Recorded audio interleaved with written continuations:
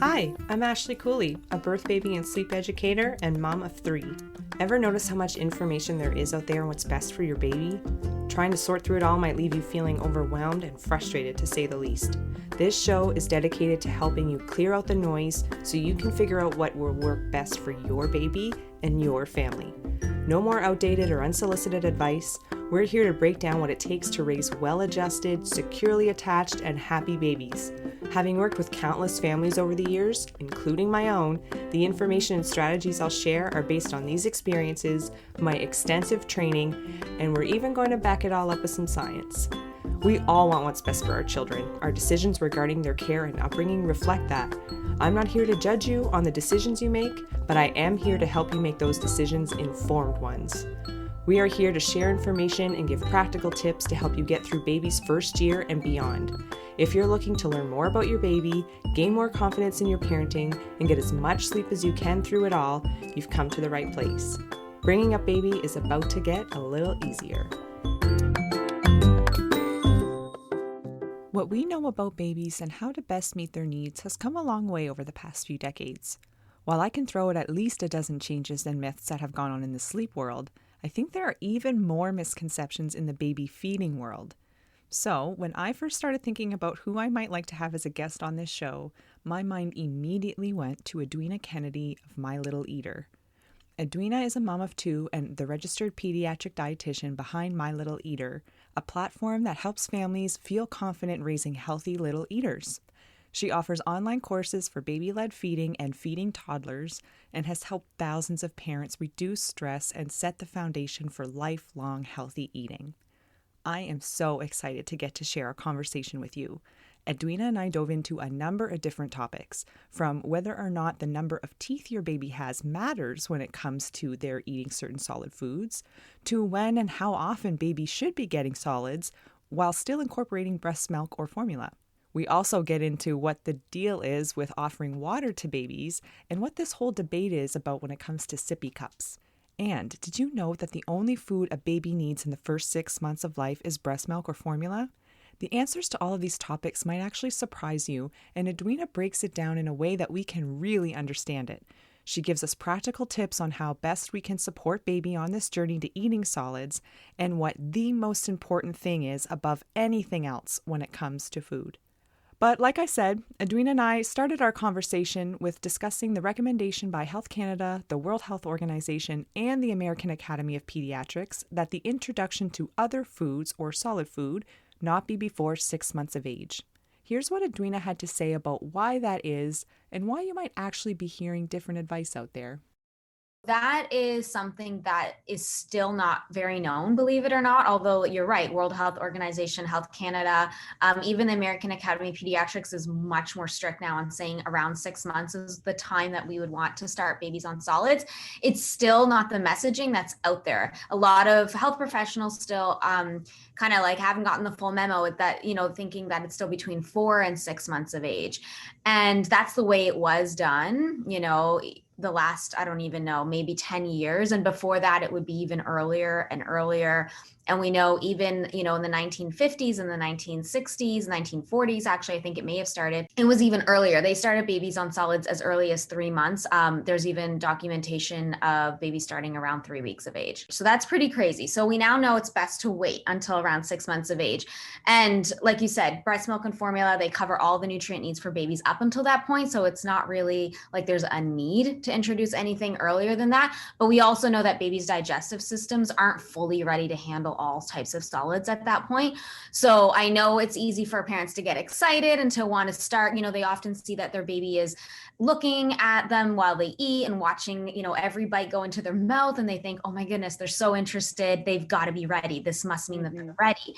But it's actually a primer step. That doesn't necessarily mean that they are ready completely. We want to wait until we see all of the signs of starting solids, or that they're developmentally ready to start solids. So some of those signs would be that your baby can sit up independently on their own in an upright position. If you think about the ideal positioning for a baby in terms of safety, you want to make sure that they're sitting sort of at 90 degrees. So their torso's upright, then their hips and their torso sort of at 90 degrees. And when they're in the high chair, ideally you even have their legs, like their knees bent at 90 degrees and resting on some type of footrest. But the reason why we want babies to be able to sit up independently like that is because we want their airway to be clear, to be open. If your baby's sort of toppled over, leaning to one side, you can imagine, if food goes down, whether it be purees or finger foods, by the way, it doesn't matter how you're starting. This is the same thing that goes for both. If food goes down and their airway isn't fully open and fully clear, and their torso is not fully upright, then you can imagine, if something was to get stuck there, how much more difficult it would be for your baby to get that out safely. And the other thing is, we want them to have free range of motion. So they should have enough core support and again, core control that they can, lean forward to grab food if they want, grab a spoon if they want. We want babies touching and exploring food. Gone are the days where babies should be perfectly clean at the end of a meal and we're constantly wiping their mouths, and we don't want them touching anything. We actually want to encourage the interaction and the playing with food that leads to less pickiness down the road. And it's basically a form of learning for children. So, if they have that core support, they can lean forward and grab things, but also, again, should they need to move around, if they're trying to gag something out and they need to lean forward a little bit to, get something out, that's something we want to make sure they can do, again, versus them being toppled over and then kind of restrained. So a lot of times people will say, well, my baby can sit in a bumbo chair. That's totally fine. And they're sitting in, quote unquote, independently. It looks like it. But really what's happening, let's say with that bumbo chair, the pelvis is tilted back. So it's kind of like, if you look at them, their bum is further back than their legs are, and then their hips are. So again, it's not that 90-90, positioning that we really want to see. So that's a really important sign. And again, 6 months of age is really where we start to see that develop. We also want to make sure that your baby's tongue thrust reflex is diminished. So the tongue thrust reflex is basically if you put anything in front of your baby's lips, let's say a spoon or food or an object of any sort, and it's not really done voluntarily, like it's not like they're going in to mouth something, it's more like something's brought up to their lips, they're going to have that automatic reflex where they pop their tongue out, and it's basically there to block anything from going in. And it's literally their body saying, I'm not ready yet to start solids or to have anything in there. Because if you think about, again, the skills that start to emerge, not just like, again, torso, core support and the tongue thrust reflex being diminished. When you see those stuff start to happen, you also start to see it goes hand in hand with the skills that they develop in terms of their oral motor skills. So their ability to control their tongue becomes a lot better. Their ability to swallow becomes a lot better. Their ability to start munching or moving things around in their mouth in a controlled fashion actually starts at that time. So it's all really goes hand in hand. So again, if your baby still has that tongue thrust reflex, chances are they also don't really have that great core support. All of these signs are saying, you know what, I can't even handle something in my mouth safely right now. So, we don't want to be wrestling the spoon, trying to get the spoon in past that tongue thrust reflex. And we also don't want to be offering finger foods and then have your baby just spit everything out, right? That's what's going to happen if it's not diminished. So it doesn't have to be perfect. It just needs to be that your baby can actually eat something and that you're not, again, feeling like you have to do a lot of the feeding. Do you know what I mean? Like you want your baby Absolutely. To be actively opening and going for something and being able to hold something, even a soft, maybe thinner puree in their mouth without things falling out or without them pushing that back out, right? Another really important sign is that your baby can reach for objects or reach for food and bring it to their mouth with decent precision. It's not going to be perfect in the beginning. Of course, your baby's going to miss. They're going to go for their nose, go for their eye, go for their cheek, but what they're trying to do. And what they're trying to do is mouth that object. Again, get that exploratory learning with their mouth, with their tongue. That is a really important developmental step that we want to see. And again, is telling us that, they're naturally showing these signs. I want to try. I am ready, right? So some babies, you're going to see that these signs show up maybe around 5.5 months of age. It's not necessarily always 6 months on the dot. Some babies may develop a little bit faster. Other babies, it may be 6.5 months of age, even sometimes up to 7 months of age. But generally speaking, that's sort of the point where you start to see that they're truly, truly ready. And again, just to reiterate, whether you're doing purees or doing baby-led weaning, for either one, you still want to wait to see all of those signs present. That's great. That's awesome. It gives parents a really good idea of those actual signs, because for so long I know when I was bringing up my little ones, when they're kind of approaching that 6 months, like, okay, well, 6 months you start solids and then you're just meant to jump in, and there wasn't a lot of that kind of discussion around there. So I really appreciate you diving into that. I want to talk a little bit about this whole idea of food before one is just for fun. So you were talking a lot about, we were just mainly focused on that 6 month mark, give or take, and how those readiness signs, and that it seemed like in that conversation, or that the discussion you were having around, it's about practicing and it's about getting the feel for this and learning about foods. But how does that change as they get older? And is food for one just for fun? Yeah. Okay. I love talking about this. I love busting this myth, basically. So Yeah. food before one and food after one and all of that is going to be fun. That's what I like to say, but it is not just for fun. Okay. So there's actually a really big purpose for having solids introduced and introduced frequently. That's the other part of it. So a lot of times we think, well, when I have the time, when, if my baby feels like it, if it's the right meal, maybe yes, maybe no.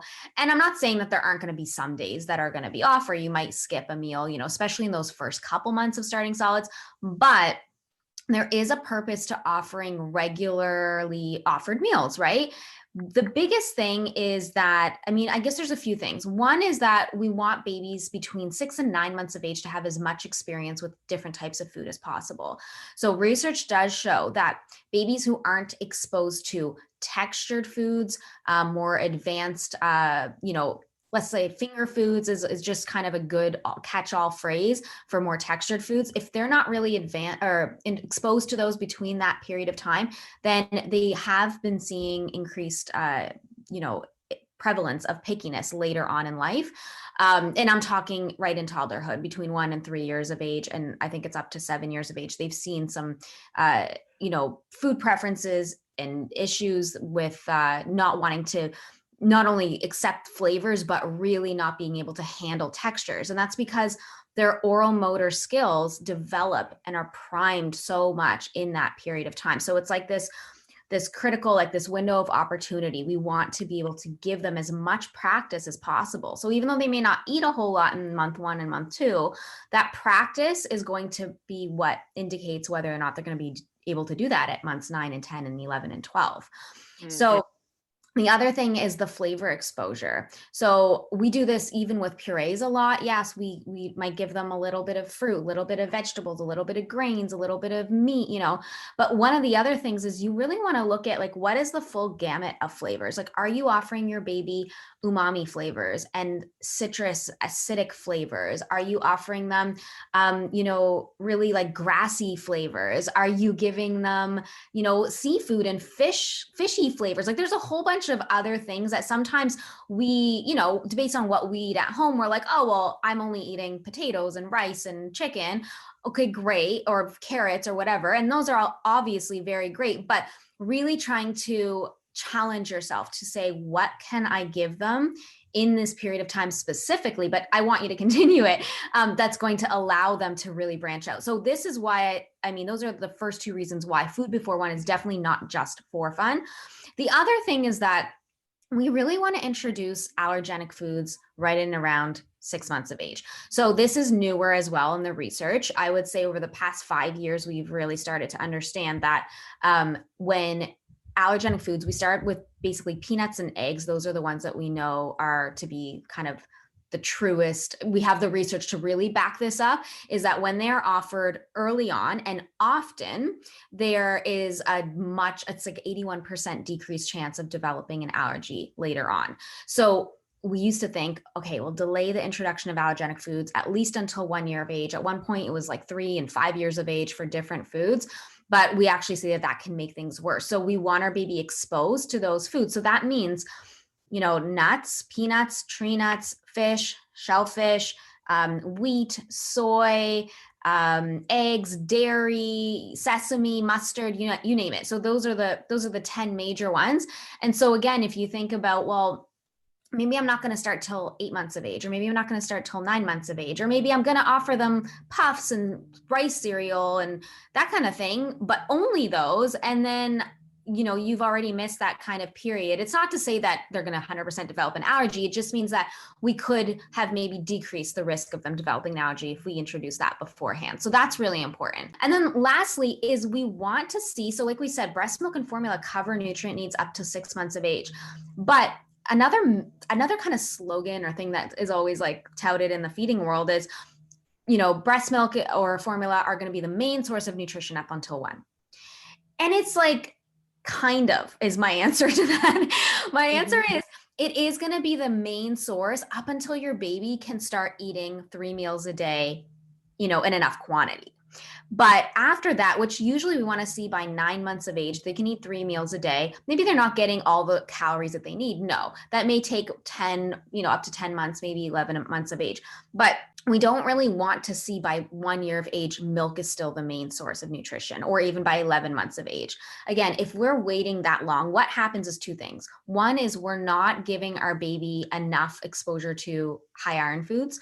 So babies' iron stores, they build up these iron stores in the womb, and it's great. It lasts enough for them to, again, kind of reach around 6 months of age, maybe 7 months of age.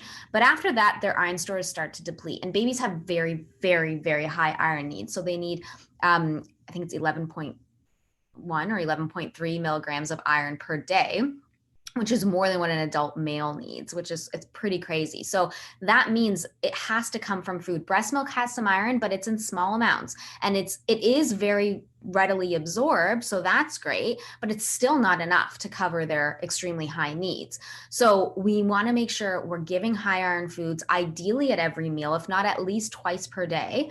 And we're giving, again, our baby the practice to learn how to eat those foods early on, so that by the time their stores have actually fully depleted, they can get enough of that meat in, or enough of the beans, or enough of the tofu, or whatever high iron food you're giving them, right? So if we're kind of relying on milk to take them through that period of time, we see the increase of iron deficiency go up. And then finally, it's really the skill development. Again, I have seen, in my 10 years of practice, in terms of the people that come to me with actual issues, when it's like, my child won't accept any texture besides a puree or a soft meltable texture, or maybe a cracker or rice, or things like that. Usually I always kind of trace it back. Okay, what happened when you first started solids? And we typically see that there wasn't a whole lot of practice given. It was, again, maybe a meal here, maybe it's a certain texture, but only that texture. It just wasn't kind of consistent opportunity to learn. And a skill, like any other skill, needs to be practiced. So we start to see that, if your baby hasn't really gotten a lot of that practice right from the beginning, and I like to start with 1 to 2 meals a day. You're not jumping into 3 at all in the beginning. We do still need breast milk to fill up most of their needs at that point. But by 9 months of age, 3 meals a day consistently, and it's like a regular thing. They've gotten in the habit, and at that time, they built enough skills up with their oral motor skills that they can consume enough. Right. And then that's how you can see that by 12 months of age, they're eating everything you're eating. Even by 9 months of age, they're eating everything you're eating, really. But they're eating in enough quantity that it supports their nutrition needs. Milk is now supplemental, totally. It's a food like any other food.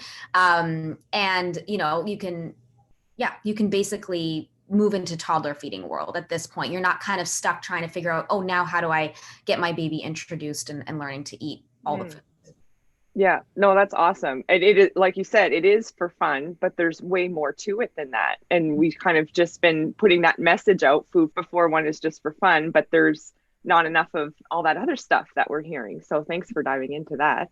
You started talking about this a little bit. Can you kind of give us a little bit of an idea of age range? So like 6 or 7 months, like how often should we be offering these foods, or what are we looking for? 1 to 2 meals to start, and then getting up to 3 by a certain point. I think you're saying 9 months, something like that.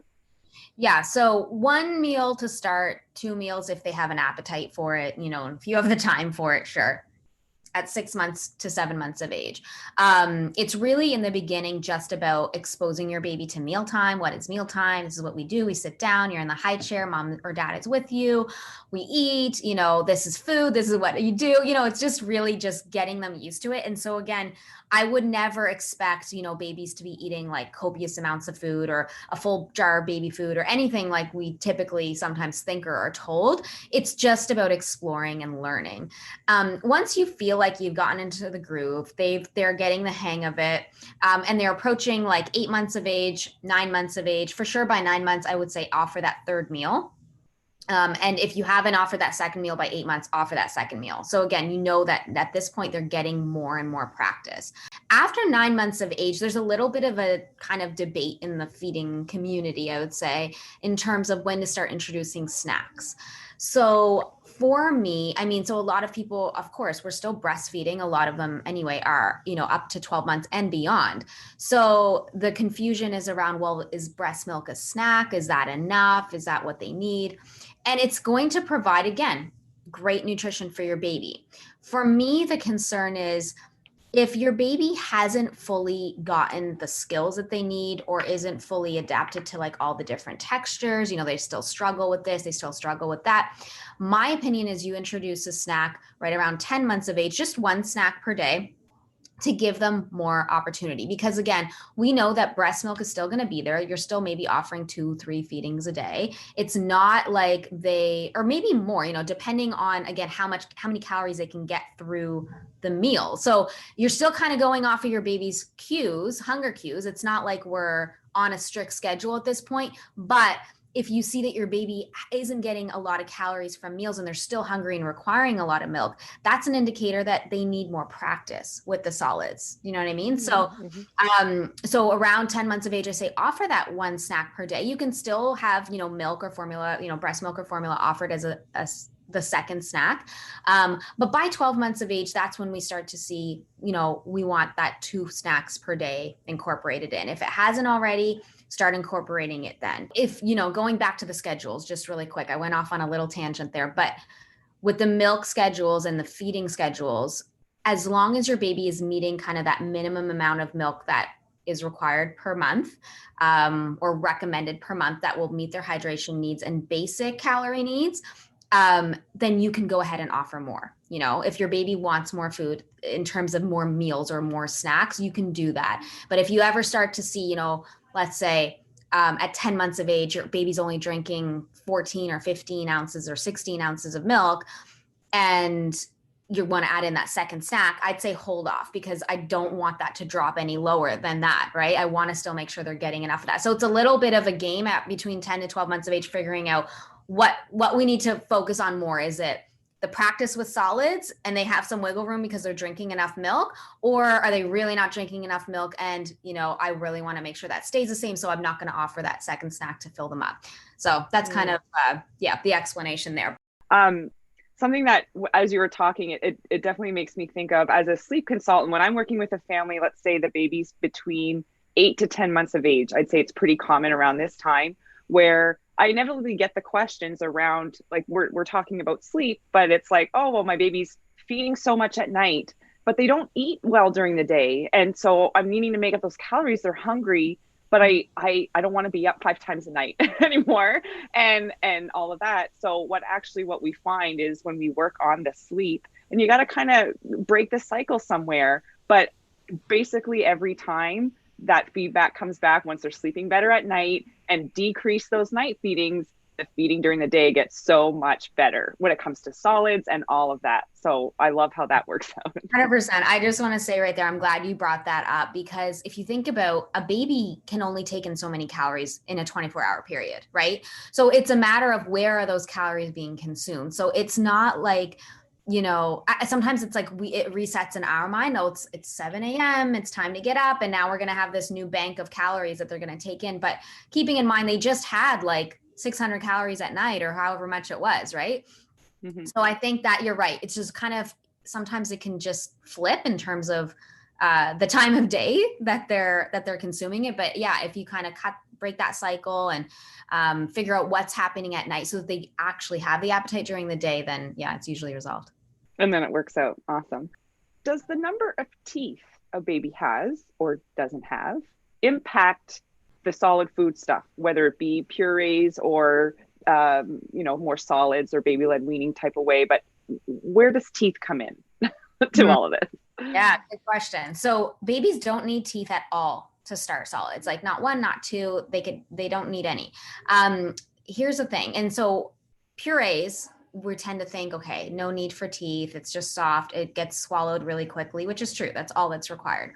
When it comes to anything that is a little bit more of either maybe mince texture or like a finger food soft texture, anything like that, even when it comes to meat, babies' gums are actually very, very, very, very strong. So if the test that we kind of go by is the squish test to determine if they can handle it, if it's something that they can actually mash down with their gums.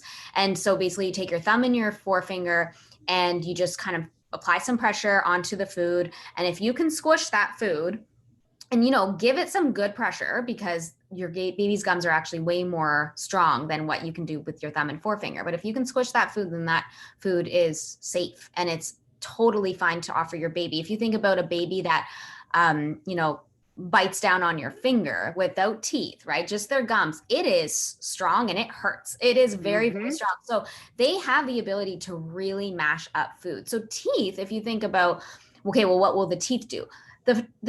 First of all, the teeth that come in for babies, in those first few months are really going to be those first, the front teeth, the top two, or maybe the bottom two, that kind of thing. Those are going to be used to actually dig into food and pull and like kind of take a bite, right? So there may be some modifications to foods that you want to make at that point, but that doesn't mean they can't chew and they can't handle food safely before that. If you think about what teeth do we actually use to chew, even as adults, we use our molars. So those are the teeth in the very back. Those teeth don't come in for babies until 18 months to about 2 years of age. So we're not waiting until that long. I mean, I hope no one's waiting until that long to first start introducing finger foods. It's, probably going to be very, very difficult to get them to accept things at that point. Plus, again, everything we talked about, all the misnutrition. So again, if you think about what are the teeth doing, nothing, basically nothing. Every single baby, whether they have the first couple teeth in the front or not, are all still chewing with their gums. So yeah, the teeth are totally not required. Awesome. That's great to know. Where does water come in to this? When should we introduce water to baby? Is it in the form of a cup? How do you have recommendations around that? I do. So we do recommend that water start to be introduced around 6 months of age, basically whenever they start solids in an open cup. So let's just start with why water. Is it required and what does it do? So water is not necessarily required for hydration. Again, we've got the breast milker formula to cover that. But what it does do is it gives them, first of all, just a new thing to start accustoming their, getting accustomed to the taste of, so that by the time they do need more water, which is closer to 1 year of age, they are so used to it and they're drinking enough. But we also really want practice with an open cup. At this point, babies don't really need to switch onto a sippy cup. A lot of people think there's got to be that transition item, that sippy cup has to be there. But that really is just something that was put forth by the industry, something to sell a new product, thinking that this is a required thing. But it really, really isn't. If you think about the skills that a baby needs to drink from a bottle or to suck milk from a nipple, it's the exact same skills that they're going to be using with a sippy cup. So what it does, if anything, is it just kind of prolongs development, because your baby's not getting the practice with the new skill. They're just their mouth formation and their tongue formation, everything is staying stuck on that, sucking motion essentially around a nipple.